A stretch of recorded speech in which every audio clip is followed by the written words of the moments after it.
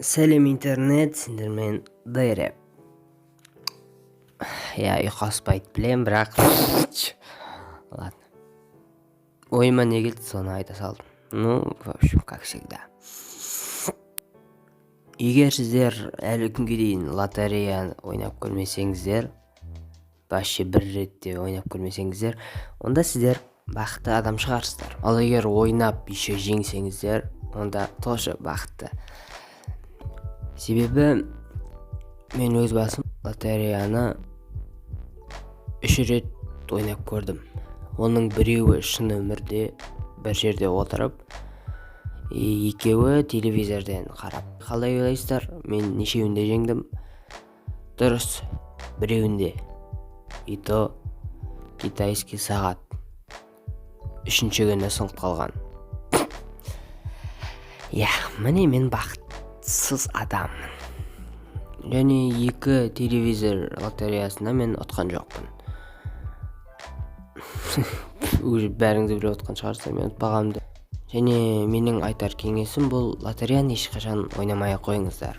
Себебі сіздің лотереяны ұту процентіңіз, шансыңыз бұл 1% немесе одан аз. Ал ұтылу процентіңіз 99. Келісесіздер ғой, бұл өте көп. 99% шанс ұтпау үшін. Оның өзінде сіздер лотерея ұтқанда лотереяны ұйымдастырып жатқан проекттен емес, сіздер кәдімгі шын адамдардан ұтасыздар.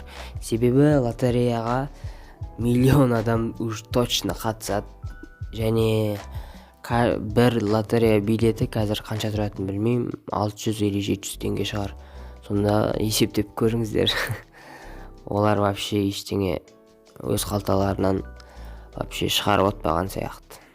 Сондықтан босқа уақыттарыңызды және ақшаларыңызды кетірмеңіздер. Тіпті ютубта бір видеолар бар. Мамикста ма, типа 100 000 лотерея алып бәрін тексере ма. Соны қараңыздар, соңында не болғанын айтпай қояйын. Және менде лотерея туралы тағы бір видео бар. Өте қызықты, кәдімгідей шынымен қызықты. Және осы видеоға көп лайк басып кетсеңіздер, және комментарийға жазып кетіңіздер, ол видеоны шығарайын ба, шығармай қояйын ба. Егер қаласаңыздар, шығарам. Ол прям кәдімгідей өте қызық видео. 10 минуттан асып кетеді.